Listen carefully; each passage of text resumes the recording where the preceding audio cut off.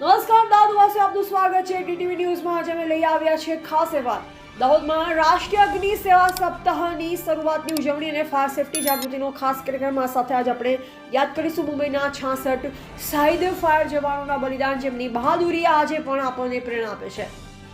14 April 2025 દાહોદમાં રાષ્ટ્રીય અગ્નિ સેવા સપ્તાહનો શુભારંભ થયો, જે 20 એપ્રિલ સુધી ચાલશે। સપ્તાહની શરૂઆત દાહોદ ફાયર બ્રિગેડ સ્ટેશન ખાતે શ્રદ્ધા અને ઉમંગ સાથે થઈ। આ પ્રસંગે 1944ની મુંબઈની ભયંકર આગની દુર્ઘટનામાં શહીદ થયેલ 66 ફાયર જવાનોને શ્રદ્ધાંજલિ અર્પણ કરવામાં આવી। આ ઘટનામાં 300થી વધુ ફાયર કર્મચારીઓ ઇજાગ્રસ્ત થયા, જેમની બહાદુરીને પણ આજે આપણે યાદ કરવામાં આવી।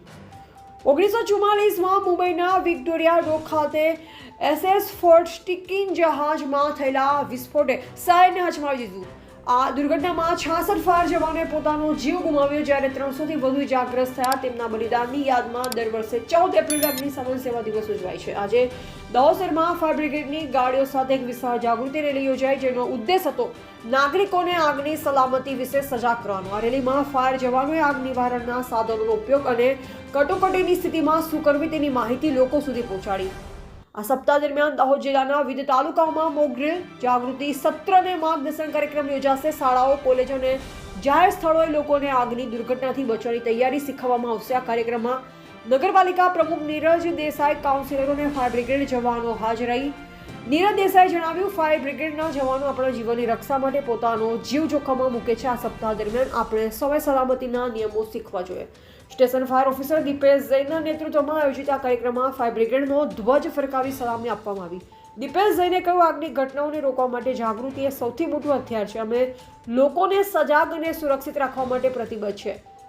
મિત્રો, આગની સેવા સપ્તાહ દાહોદના દરેક નાગરિકને આગના જોખમો પ્રત્યે સભાન રહેવા અને સલામતીના ઉપાયો અપનાવવા પ્રોત્સાહન આપશે। ફાયર બ્રિગેડના જવાનોની બહાદુરી અને બલિદાન આપણા માટે પ્રેરણાનો સ્ત્રોત છે।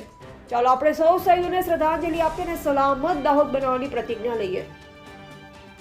તો આ અહેવાલ તમને ગમ્યો હોય તો ડીટીવી ન્યૂઝ લાઇક, શેર અને સબસ્ક્રાઇબ કરવાનું ભૂલશો નહીં। નીચે કમેન્ટમાં જણાવો તમે આગની સલામતી માટે શું પગલાં લો છો। તમારા વિચાર અમને જરૂરથી જણાવો। દાહોદના તાજા સમાચાર માટે ડીટીવી ન્યૂઝ સાથે જોડાયેલા રહો। ફરી મળીશું એક નવા અહેવાલ સાથે। જય હિન્દ, જય દાહોદ। 14 એપ્રિલ અગ્નિશમન સેવા દિન।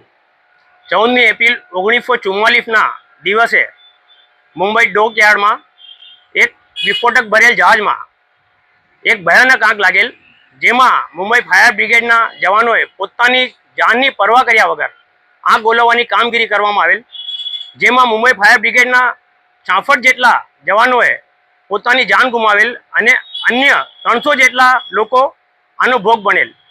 તે દિવસથી ભારત સરકાર દ્વારા 14 એપ્રિલ એટલે કે અગ્નિશમન સેવા દિન તરીકે ઉજવણી કરવામાં આવેલ, જેમાં દાહોદ ફાયર બ્રિગેડ દ્વારા આજે અત્રે શહીદોના માનમાં શ્રદ્ધાંજલિ અર્પણ કરવાનો કાર્યક્રમ રાખવામાં આવેલ, જેમાં નગરપાલિકા પ્રમુખ શ્રી નીરજભાઈ દેસાઈ, સદસ્યશ્રીઓ, નગરપાલિકા સ્ટાફ તેમજ ફાયર વિભાગના જવાનો દ્વારા શહીદોને શ્રદ્ધાંજલિ અર્પણ કરવામાં આવેલ અને અત્રેથી લોકો વચ્ચે ફાયર આગ વિશે જાગૃતતા આવે તે માટે રેલીનું આયોજન કરવામાં આવેલ છે અને આવનારા 14 થી 20 તારીખ સુધી જુદા જુદા સ્થળોએ ફાયર વિશે લોકોમાં જાગૃતતા કેળવાય તે માટે તાલીમ તેમજ મોક ડ્રીલનું આયોજન કરવામાં આવેલ છે।